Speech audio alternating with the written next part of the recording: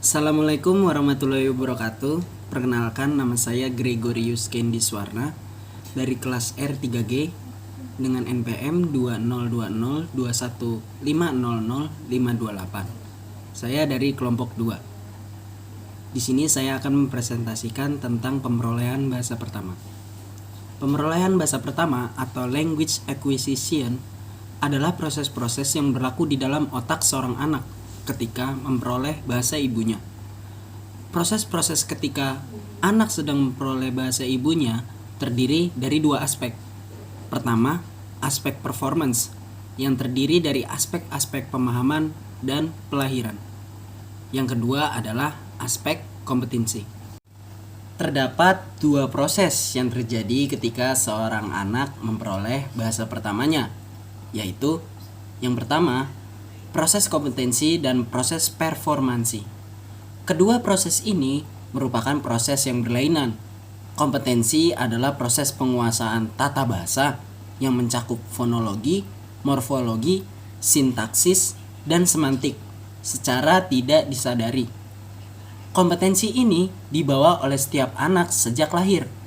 Meskipun dibawa sejak lahir, kompetensi memerlukan pembinaan sehingga anak-anak memiliki performansi dalam bahasa. Performansi adalah kemampuan anak menggunakan bahasa untuk berkomunikasi. Performansi terdiri dari dua proses, yaitu proses pemahaman dan proses penerbitan kalimat-kalimat. Proses pemahaman melibatkan kemampuan mengamati dan mempersepsi kalimat-kalimat yang didengar.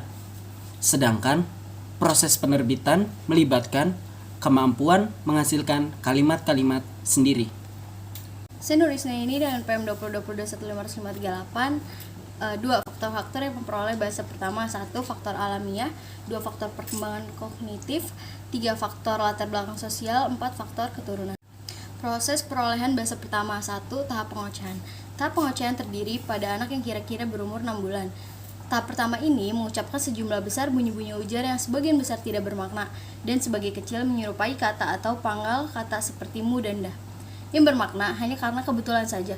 Pada tahap pengocehan tersebut sangat penting, artinya karena dalam tahap tersebut anak belajar untuk menggunakan bunyi-bunyi ujar yang benar dan membuang bunyi-bunyi yang salah. Saya Jalin Tanginasi dengan NPM 2020-21-500-501 ingin melanjutkan materi dari Nur Isnaini.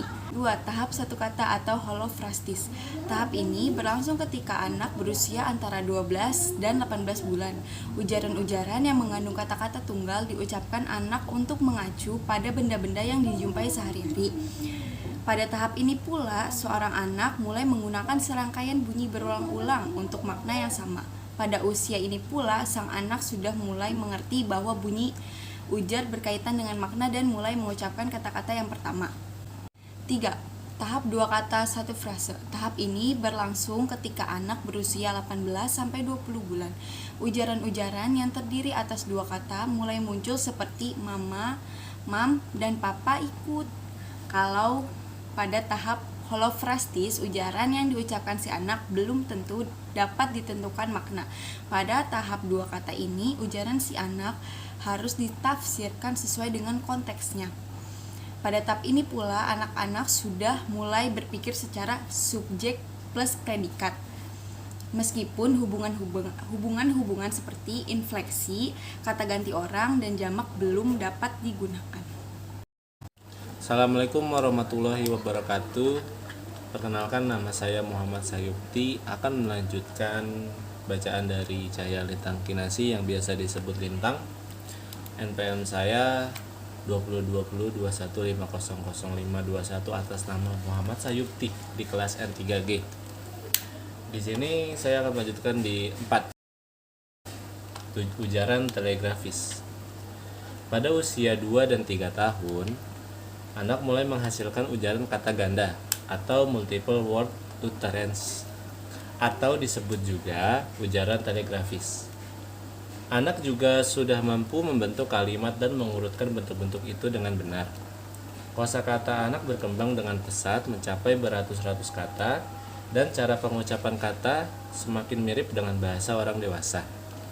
Next dulu ya. C. Strategi pemerolehan bahasa pertama. 1. Strategi pertama adalah dalam memperoleh bahasa adalah strategi meniru. Anak-anak dalam proses pemerolehan bahasa dapat dianjurkan untuk memegang pedoman, tirulah apa yang dikatakan orang lain. Strategi produktivitas.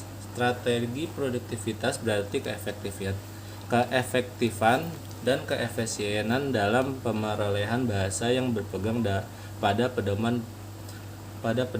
Buatlah sebanyak mungkin dengan bekal yang telah Anda miliki atau Anda peroleh. Strategi ketiga berkaitan dengan hubungan umpan balik antara produksi, ujaran, dan responsi.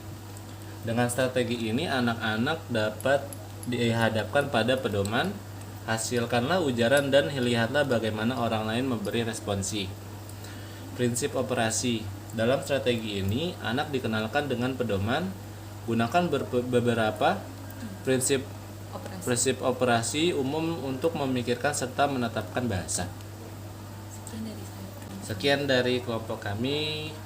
Wassalamualaikum warahmatullahi wabarakatuh. Terima kasih guys. Minal aidin wal faizin. Mohon maaf lahir dan batin. Dadah.